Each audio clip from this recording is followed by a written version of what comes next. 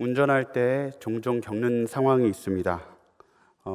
이제 차에서 출발하려고 시동을 켜고 내비게이션에 목적지를 입력하면 내비게이션이 차 위치를 알지 못하거나 목적지를 빨리 찾아내지 못할 때 출발할 수 없는 상황이 발생합니다. 아무리 급하고 빨리 가야 되는 일이 있어도 목적지를 잡아내지 않는 목적지를 안내하는 그 순간까지는 멈춰 있는 것이 지혜입니다. 방향을 모르면 갈 수 없기 때문입니다. 빨리 가는 것보다 중요한 것은 방향이기 때문입니다. 근데 우리의 인생은 방향을 생각하기 이전에 이미 시작되어 버린 그런 인생입니다. 우리도 모르는 사이에 이미 출발했습니다. 인생의 목표를 미리 생각해 보지 못했는데 열심히 살아야 되는 그런 상황이 되었습니다. 열심히 일만 하면서 살아왔는데 한 번도 쉼 없이 달려왔는데 어느 순간 파산을 하거나 또 인생의 병을 만나게 되면 허무함이 몰려오게 됩니다. 내가 열심히 살았는데 남은 것이 없구나. 내가 살아왔던 시간이 헛된 것인가 생각이 들기 시작하면 자괴감이 들기 시작하는 것입니다. 결국 목적을 생각하지 않은 인생은 불안을 안고 사는 인생과도 같다는 것입니다. 오늘 우리가 히브리서 1절 2절 말씀을 읽었는데 12장 1절 2절 말씀을 읽었는데 이 본문 말씀에서 가장 중요하게 다루고 있는 부분이 있습니다. 한 단어가 있는데 1절 말씀을 보시면 경주라는 표현이 쓰여 있습니다. 경주는 무엇입니까? 경주는 분명한 목적지가 있는 것이 경주입니다. 달리되 그냥 달리는 것이 아니라 목표점을 향해서 달리는 것입니다. 성경은 우리의 인생이 바로 이 경주와도 같다라고 말을 합니다. 목적지를 향해 나아가고 있다는 것입니다. 오늘 히브리서 말씀의 중요한 주제이기도 합니다. 우리 그리스도인은 어떤 사람들인가? 오늘을 살아가고 있지만 어디로 가고 있는지를 알면서 살아가는 자가 바로 그리스도인입니다. 인생에 있어서 앞에 있는 일을 생각하는 것은 상당히 중요합니다. 현재만 바라보는 것이 아니라 이 이후에 있을 일, 그리고 그 이후에 있을 일, 앞으로 당할 일들을 미리 생각하는 것은 참 중요합니다. 그래서 전도서에서는 이것을 지혜라고 말하고 있습니다. 전도서 7장 2절에 보면 이렇게 기록합니다. 초상집에 가는 것이 잔치집에 가는 것보다 나으니 모든 사람의 끝이 이와 같이 됨이라. 산자는 이것을 그의 마음에 둘지어다. 전도서 7장 상당히 제가 좋아하는 말씀들인데요. 지혜 있는 자는 현재만 보지 않는다는 겁니다. 우매한 자의 마음은 잔치집에 있는 것 같다, 이렇게 전도서에 기록하거든요. 잔치집이라는 건 뭡니까? 이 잔치가 영원할 것처럼 그 순간을 살아가다가 내일을 잃어버리는 사람들이 우매한 사람이고, 지혜로운 사람은 오늘을 살면서도 언젠가 인생의 끝이 온다는 것을 늘 염두에 두며 사는 자, 이게 지혜로운 자라고 말하는 겁니다. 우리가 학창 시절에 아이들이 너무 열심히 놀면 근심하지요. 근데 노는 것 자체는 잘못이 아닙니다. 문제는 무엇입니까? 그 학창 시절 이후의 인생을 전혀 대비하지 않고 노는 것을 볼 때 이제 부모님이나 어른들이 걱정하는 겁니다. 그 다음 인생이 있는데, 또 그 다음 인생이 있는데 그것을 생각하지 못하는 것, 그러면 걱정이 많아지는 것입니다. 그래서 지혜로운 자는 앞을 내다볼 수 있게 되는 것입니다. 근데 모든 사람들의 연약함은 무엇이냐면, 지혜자들이 앞을 내다본다 하지만 그것이 인생 범위 안에 갇혀져 있습니다. 인생 끝은 생각하지 못합니다. 이게 바로 인간 지혜의 한계입니다. 멀리 생각한다고 하지만 결국 더 멀리 보지 못하며 살아가는 겁니다. 그래서 인생을 살아가지만 내가 왜 이것을 하는지, 내가 또 어디로 가는지 모른 채 성실하게 살아가려고 합니다. 그러면 빨리 가면서도 방향을 모르기 때문에 오는 불안감이 우리 안에 있는 것이고, 목적지에 대한 답이 없을 때에는 언젠가는 이 불안이 벽을 만나게 되고 큰 문제를 안게 되는 것입니다. 히브리서에서는 믿음이라는 것을 멀리 보는 능력, 또 보는 능력으로 표현하기도 합니다. 히브리서 11장 1절에 보면 이렇게 기록하고 있습니다. 믿음은 바라는 것들의 실상이요 보이지 않는 것들의 증거니. 믿음은 무엇입니까? 보이지 않는 것을 보는 것입니다. 우리가 기대하고 바라는 것을 실제 있는 것처럼 보는 것, 그것이 믿음입니다. 하나님은 눈에 보이지 않는 분이지만 믿음이 있는 자는 이곳에 계시다는 걸 확실히 볼 수 있습니다. 믿음이 없는 자는 하나님이 계셔도 하나님을 볼 수가 없습니다. 근데 하나님에 대한 믿음이 있으면 우리가 멀리 볼 수 있는 능력을 가지게 되는데 단순히 하나님만 보게 되는 것은 아닙니다. 우리의 눈이 하나님을 보게 되고 그의 아들 예수 그리스도의 죽음과 부활을 믿음으로 보게 되면 우리는 인생의 끝, 그 이후에 일어날 일도 보게 되는 것입니다. 그래서 믿음이 있는 사람은 인생, 죽음, 그 이후가 보이기 시작하고 우리가 가야 될 길이 어디로 향하여 있는지 볼 수 있는 능력이 생깁니다. 그래서 그리스도인들은 믿음이 있기 때문에 인생의 결국, 죽음과 그 이후의 영생과 부활과 하나님과 함께 살 그 영광스러운 그 결과를 보고 다시 이 땅으로 돌아와서 사는 삶을 사는 것입니다. 끝을 보고 와서 사는 삶과 같은 것입니다. 믿음이 없는 사람들에게는 이런 시력이 없습니다.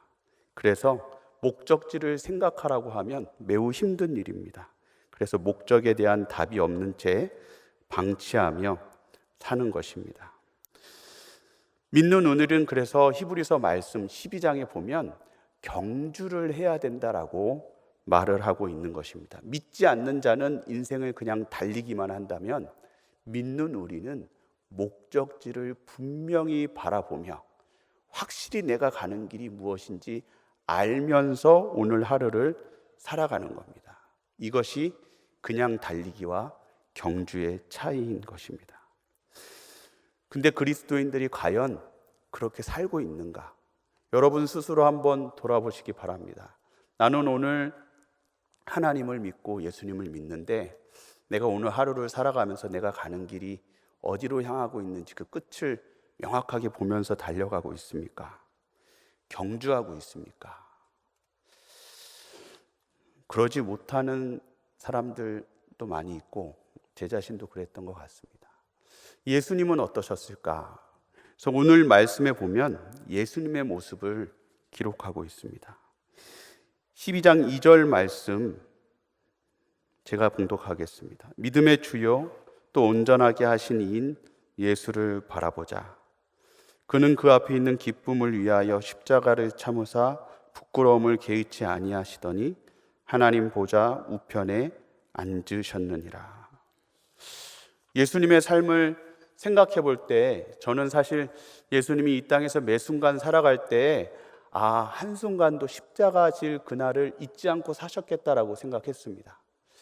쉬고 있을 때든 자고 있을 때든 놀고 있는 그 순간에도 예수님은 나중에 우리를 위해서 십자가 지시고 죽을 그날을 생각하면서 거기에 집중하면서 하루하루 사셨겠다라고 생각했습니다. 근데 오늘 말씀을 보니까 예수님의 경주의 목표점이 십자가가 아니었다고는 할 수 없고 그 이상이었다는 걸 보게 되었습니다. 오늘 말씀을 보시면 어떻게 되어 있습니까? 예수님은 십자가를 바라본 게 아니라 그 앞에 있는 기쁨을 위하여 십자가를 참으사 부끄러움을 개의치 아니하시더니 하나님 보좌 우편에 앉으셨느니라. 예수님은 십자가 그 이후까지 보셨습니다. 죽는 순간이 있다는 건 늘 생각하셨지만 그것은 과정이고 십자가로 인해서 받을 열매가 무엇인지 알고 계시고 눈으로 보고 계셨습니다. 그리고 영광의 보좌 우편에 앉으실 그 날을 보고 계셨습니다. 그 영광스러운 표대를 바라보면서 하루하루 그리고 십자가까지 올라가셨다는 것입니다. 이 말씀을 묵상하면서 농부의 농사 짓는 모습들이 생각이 났습니다. 농부가 농사를 지을 때 봄에 땅을 갈고 거기에 열심히 씨를 뿌립니다. 씨를 열심히 뿌리고 나서 농부는 계속 농약도 주고 잡초도 뽑으면서 오랜 수고를 다 하게 됩니다. 그러다 보면 가을에 어떻게 됩니까? 추수하는 때가 오게 됩니다. 추수하는 그 기쁨이 너무 기뻐서 봄에 새벽에 일어나고 여름에 새벽에 일어났던 그 고생들, 눈물들, 땀들이 다 보상을 받게 됩니다. 남는 건 무엇입니까? 후회감이 아니라 보람인 것이죠. 그렇게 한 해를 지나고 다음 해에 다시 땅을 갈고 씨를 뿌릴 때는 농부의 마음이 어떻습니까? 지금 씨를 뿌리면서 내가 왜 이런 일을 하고 있을까? 내가 왜 이 고생을 할까라고 생각하지 않습니다. 왜냐하면 농부는 알고 있기 때문입니다. 지금 아무것도 없는 땅에 씨를 뿌리지만 농부는 사실은 열매가 열리는 것을 보면서 씨를 뿌리는 것과도 같습니다. 농부는 땀을 흘리면서 불평하고 힘들어하는 것이 아니라 내가 많이 뿌릴수록 이미 많은 것을 거두겠거니라고 마음속에 그림을 그리며 사실 씨를 뿌리고 있는 것입니다. 감격 속에 씨를 뿌리는 것이죠. 예수님의 십자가가 예수님의 인생, 예수님의 경주가 바로 그러했다는 것입니다.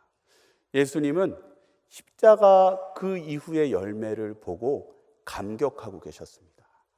내가 십자가의 죽음으로 말미암아 포기할 수 없는 한 사람 한 사람이 다 의롭게 된다는 것을 아셨습니다. 그걸 생각하면 십자가는 아무것도 아니었습니다. 그 기쁨이 너무 컸기 때문에 오늘 하루하루를 살아내면서 결국 영광의 보좌 달리는 경주를 잘 마쳤다. 이것이 오늘 히브리서 12장 2절에서 말하는 예수님이 경주하셨던 삶을 가리키고 있습니다. 예수님은 우리보다 앞서서 인생을 어떻게 경주해 나아가야 될지 완전하게 완성시켜 보여주신 분이 바로 예수님이십니다. 이러한 예수님의 인생을 살펴보면서 우리의 삶을 한번 돌아봤으면 좋겠습니다.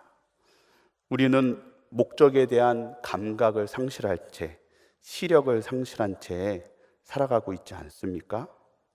사실 히브리서 말씀에도 보면 히브리서 기자가 그것을 알고 있었습니다. 많은 사람들, 특별히 그리스도인은 목적지를 향해서 분명하게 나아가는 인생을 살아야 되는데 많은 사람들이 그렇게 못 살고 있다는 것을 알면서 1절에 뭐라고 권면하냐면 다시 경주를 회복해야 된다라고 권면하고 있는 것입니다. 왜 그러면 그리스도인들이 이 땅에서 목적 없이 방황하는 사람들, 세상 사람들처럼 똑같이 살게 되는가? 1절에 보면 두 가지 우리의 시력을 잃게 만드는, 앞을 보지 못하게 만드는 방해물이 있다고 말하고 있습니다. 그것이 무엇인가?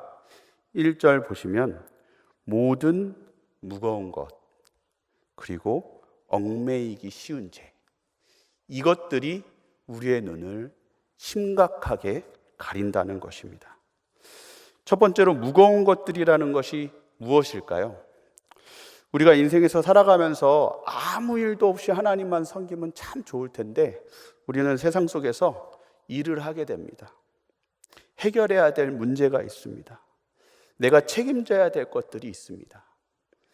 근데 그것들이 점점 나에게 심해지고 또 많은 책임을 지게 되면 그것들이 나를 짓누릅니다.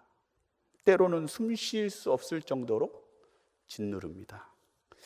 그러면 잘 때도 쉴 때도 그 일 생각에 빠져들게 됩니다. 때로는 꿈에도 나옵니다. 그러면서 문제는 무엇입니까? 기도할 때도 생각이 나고 예배드리는 이 순간에도 내가 주님께 마음을 드려야지, 내가 주님께 내 기도를 아뢰야지라고 생각하고 있지만 안 나온다는 것입니다.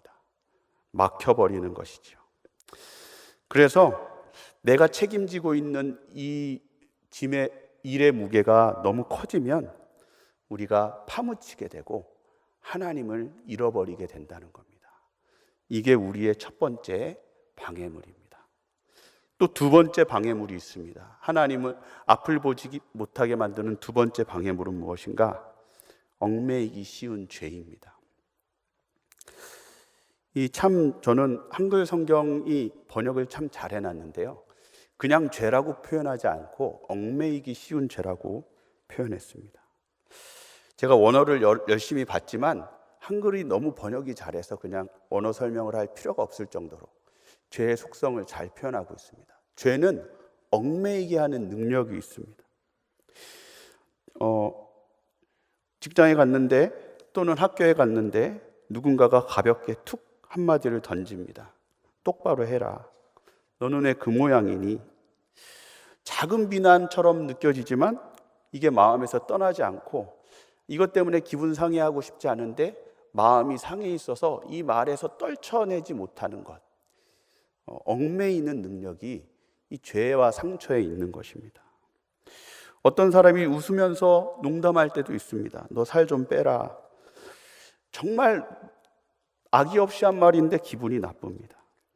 쿨하게 받아들이고 싶은데 생각할수록 기분이 나쁘고 이것에 쿨하지 못한 자기 자신을 보며 또 자괴감이 들고 그 사람도 믿고 내 자신도 믿고 이렇습니다. 죄가 어떤 성질이 있는가? 부정적인 생각, 낙심, 좌절, 음란, 분노, 불안, 이 모든 어두운 것들은 나의 마음에 파고들어서 나를 얽어맵니다.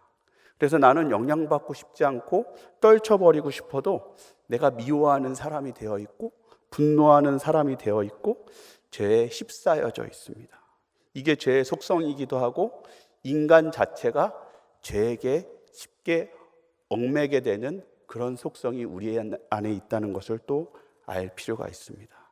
근데 문제는 이렇게 죄에 얽매이게 되면 그때부터 하나님이 잘 보이지 않는다는 겁니다. 머리로는 하나님이 있다는 걸 알지만 내 삶 속에 하나님이 보이지 않습니다. 내 마음 속에 죄가 가득하면 하나님의 음성도 들리지 않습니다. 깨달아지지 않습니다. 그러면서 기도도 막히고 하나님이 멀게 느껴지게 되는 것입니다.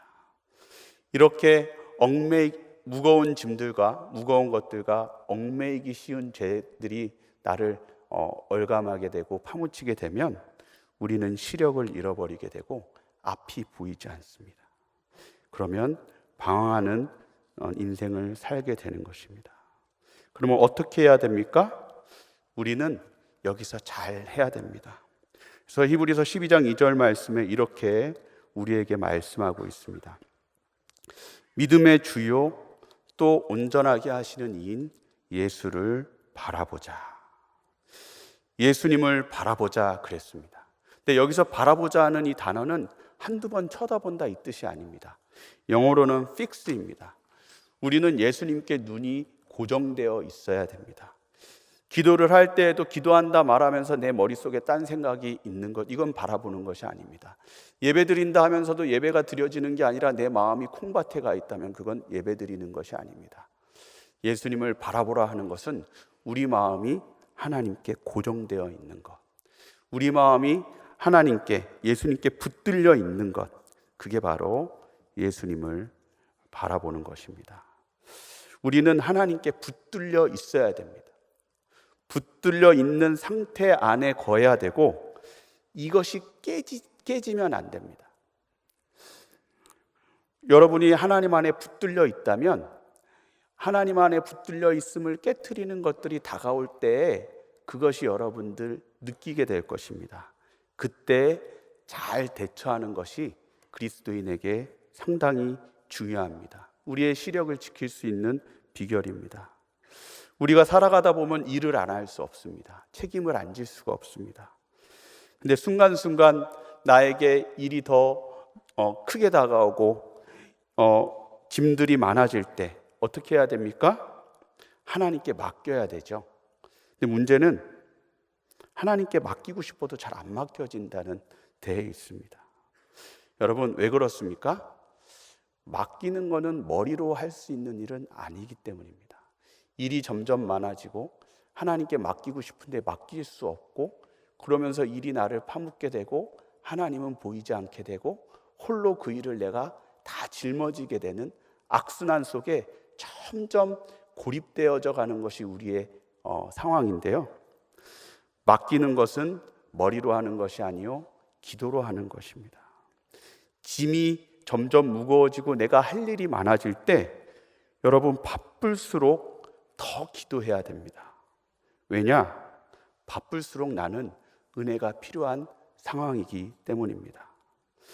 근데 많은 사람들은 바쁠 때에 기도하기 위해서 시간 내기보다는 나 혼자 그 일을 다 해결하고 기도하려고 합니다. 그러니까 혼자 일을 다 하고 결국 기도할 시간마저 못 얻게 되는 것입니다. 요한복음 15장 5절에 이렇게 기록하고 있습니다. 나는 포도나무여 너희는 가지라. 그가 내 안에 내가 그 안에 거하면 사람이 열매를 많이 맺나니 나를 떠나서는 너희가 아무것도 할 수 없음이라. 여러분 안에 일이 점점 많아지고 바빠진다고 생각하는 그때에 더 하나님께 시간을 내도록 여러분 결정하시기 바랍니다. 제가 20년도 더 전에 한 성도님을 본 적이 있습니다. 이분이 혼자 자녀를 키우면서 열심히 또 자녀를 키우기 위해서 일도 많이 하셨습니다. 그래서 밤을 새는 일을 하셨습니다. 그러다 보니까 기도할 시간도 확보하기 어려운 삶을 사셨습니다. 근데 제가 이분을 언제 보았냐면 새벽 기도 때 보았습니다. 새벽 기도 때 항상 예배 드리면서 늘 주무시는 모습을 봤지만 저는 그래도 그분의 몸부림 참 저는 대단하더라고요. 밤을 새고 집에서 편히 자겠다가 아니라 나 혼자 일했기 때문에 더 하나님이 지금 필요하고 더 혼자 일했기 때문에 나는 하나님의 은혜로 채워져야 됩니다라는 몸부림, 생존의 몸부림이었던 것입니다. 여러분, 영적인 것은 생존에 관련된 일입니다. 짐이 많을수록 여러분 더 기도하기를 작정하시기 바랍니다. 죄에 대해서도 마찬가지입니다. 우리의 시력을 어둡게 만드는 죄, 어떻게 해야 되는가? 죄는 얽매이는 성격이 있을 뿐만 아니라 죄는 점점 커지는 성격도 있습니다. 그래서 작을 때 잘 관리를 해야 됩니다. 야고보서 1장 15절 말씀 보시면 욕심이 잉태한 즉 죄를 낳고 죄가 장성한 즉 사망을 낳는다고 했습니다. 우리는 내 안에 작게 찾아온 죄에 대해서 내버려 둬서는 안 됩니다. 가룟 유다를 생각해 보시기 바랍니다. 가룟 유다가 정말로 참 불명예스럽게 예수님을 현상금을 탐을 내서 예수님을 팔아서 은 30냥에 예수님 배신했는데, 여러분 왜 가룟 유다가 은 30에 예수님을 배신하게 되었을까요? 은 30이 얼마냐? 약 30만 원대라고 합니다. 작은 돈은 아니지만 은 30 때문에 사람을 밀고 할 정도로 이렇게 어리석은 죄를 범할 수 있는가? 비결은 한 가지입니다. 성경에 보면 복음서의 초반부에 보면 유다에 대해서 계속 표현되는 한 가지 단어가 있습니다. 그게 무엇이냐면 유다는 돈을 사랑하는 사람이었다. 유다는 자기 안에 욕심이 있다는 걸 알고 있었습니다. 근데 문제는 무엇입니까? 내버려 뒀다는 데 문제가 있습니다. 우리 안에 욕심이 있는 줄 알면서도 해결하지 않고 내버려 두면 어떻게 되는가? 그 욕심이 잉태하여 죄를 낳고 죄가 나를 올가매고 죄가 나를 종삼고 결국은 내가 죄를 컨트롤할 수 없는 지경에 이르는 것입니다. 그러면 작은 유혹에도 하나님을 잃어버리게 됩니다. 은 30만 원 때문에 예수님이 보이지 않게 되는 것이고 자기가 제자로서 부름받은 이 영광스러운 부르심도 다 잃어버리게 되는 것입니다. 여러분 스스로를 한번 보시기 바랍니다. 여러분 삶 속에 작은 죄가 찾아왔을 때 여러분 그것을 하나님 앞에 기도로 회개함으로 해결하십니까? 아니면 방치해 놓습니까? 작은 미움과 원망이 찾아왔을 때 그냥 여러분 안에 묻어두십니까? 아니면 이걸 하나님 앞에 기도로 해결하십니까? 중요한 거는 누구에 대한 작은 미움, 작은 분노, 작은 원망, 이것을 그대로 내버려 두면 나중에 그것이 나를 사로잡게 되고 나의 시력을 잃어버리게 된다는 것입니다. 주님이 보이지 않고 기도가 나오지 않습니다. 그러면 우리 인생에 가는 길에 내가 어디로 가고 있는지 내 목적지까지도 보이지 않는 결과가 나오게 됩니다. 결국 우리의 마음은 전쟁터라는 것을 아셔야 됩니다. 영적 전쟁은 무엇입니까? 마귀에게 영적 전쟁을 물어본다면 마귀와의 어떤 세력 다툼이 아닙니다. 우리의 시선을 빼앗느냐 뺏기지 않느냐의 싸움이 바로 영적 전쟁입니다. 우리가 하나님께 시선을 고정하지 못하도록 마귀는 끊임없이 우리 일상 속에서 혼자 내가 짐을 짊어지도록 만들고 혼자 내가 모든 것을 책임지게 하도록 잘못된 책임감을 주며 또 작은 죄에 방치하였다가 그 죄에 사로잡혀서 하나님을 잃어버리게 만듭니다. 사탄이 목표가 있다면 단 한 가지입니다. 여러분의 예수님께 시선을 고정하지 못하게 하는 것. 그렇게 주님이 보이지 않게 되면 여러분의 인생은 믿지 않는 세상 사람들과 똑같이 살게 되는 것입니다. 오늘 말씀을 마무리하면서 오늘 히브리서 2절 말씀을 여러분 마음속에 새기시기 바랍니다. 우리의 시선이 예수님께 고정되어야 합니다. 우리가 밝히 예수님을 보고 있으면 단지 이 땅을 그냥 살아가는 것이 아니라 내가 가고 있는 그 길의 앞이 보입니다. 내가 인생을 달려가는데 목적 없이 달려가는 것이 아니라 내가 가고 있는 그 결승점이 보이게 됩니다. 매 순간 짐들이 부어지고 죄들이 찾아오지만 그것이 나를 얽매지 못하고 항상 기도하고 깨어 있으므로 나의 삶이 하나님이 다스리는 삶을 살며 우리가 경주를 하는 삶을 살 수 있다는 것입니다. 바로 예수님이 그렇게 사셨습니다. 이미 여러분이 시야가 어두워지고 열심히 인생을 살아가지만 목적지에 대한 마음 없이 살아가고 있다면 오늘 당장 회복하시기 바랍니다. 여러분의 시선이 오늘 예수님께 붙들리기 위하여 오늘 몸부림을 치시기 바랍니다. 그러려면 여러분의 결단이 필요합니다. 그리고 여러분이 원하셔야 됩니다. 나는 하나님이 다스리시는 삶을 살고 싶다. 나의 시선이 다른 것에 흔들리지 않고 오직 예수님께 고정된 삶을 살고 싶다. 세상 사람들처럼 그냥 열심히만 사는 것이 아니라 내가 어디로 가고 있는지 확실히 알면서 그 믿음의 경주를 하고 싶다. 그런 여러분 마음을 품으신다면 예수님처럼 그 경주를 잘 승리해 나가는 한 해가 될 것입니다. 이제 주보 뒷면에 있는 공동기도문으로 함께 기도하겠습니다.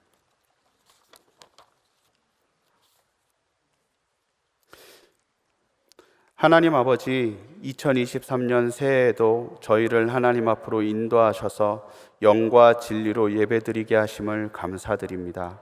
장기간 계속되는 코로나 팬데믹으로 날마다 전염병의 불안한 긴장 속에 살았고 사회 곳곳에서 벌어진 참사와 여러 사건 사고들, 끝을 모르고 고조되고 있는 이념간 세대 간의 갈등 속에서 여전히 암울한 현실이 우리 앞에 있지만 하나님께서 지금도 우리 가운데 거하시며 우리를 다스리고 계심을 믿으며 간구합니다.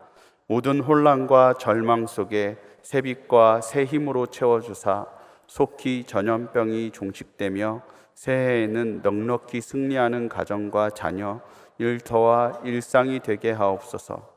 이 세상의 주인 되시는 하나님, 이념으로 갈갈이 찢겨 다툼하는 이 나라에 십자가의 능력으로 화해와 평화의 영이 임하게 하옵시고 불황에서 속히 벗어나 구군이 뻗어나가는 은혜를 허락해 주옵소서.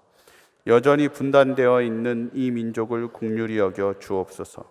저 북녘 땅의 백성들을 기억해 주시고 핵무기와 폭압의 정치 속에서도 목숨을 다해 신앙을 지키고 있는 지하교회 성도들을 긍휼히 여겨 주사 진정 복음으로 자유와 해방, 통일을 맞는 날이 속히 오게 하옵소서. 지금도 계속되고 있는 우크라이나 전쟁이 종전되게 하시고 이 땅의 모든 전쟁과 싸움으로 고통받고 있는 이들에게 주님의 위로와 회복을, 무너진 폐허의 땅은 주님의 권능으로 재건되게 하옵소서. 교회의 주인 되시는 주님, 한 의에 힘써 생명이 충만한 교회 되게 하소서라는 올해의 표어대로 끊임없이 모이고 예배했던 초대교회의 모습을 회복하게 하옵소서. 주의 이름으로 모이는 모든 교제와 사귐을 통해 이 땅의 교회가 진정 살아있는 그리스도의 몸임을 더 또렷이 드러나게 하옵소서. 교역자와 재직들 모든 성도들의 영육을 강건하게 하셔서 주의 자녀들에게 주신 사명을 감당해 가는 데에 조금도 부족함이 없게 하옵소서. 새 예배당 입당 후 온 성도들이 지금까지 신실하게 믿음 생활 이어가게 하시니 감사드립니다.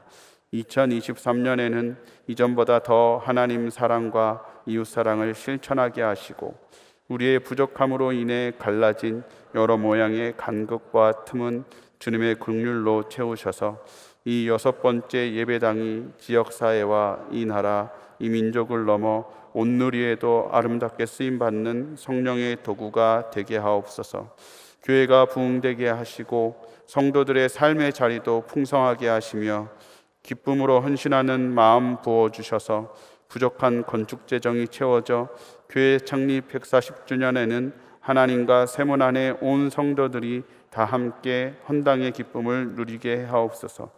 올 한 해에도 하나님의 선하신 뜻 가운데 간구하는 모든 소원이 이루어지게 하시고 어떠한 상황에서도 흔들리지 않는 견고한 믿음과 순종을 통해 이 땅의 모든 가정과 교회, 나라와 민족을 든든히 세워가는 주님의 거룩한 백성들 되게 하옵소서. 우리 주 예수 그리스도의 이름으로 기도합니다. 아멘.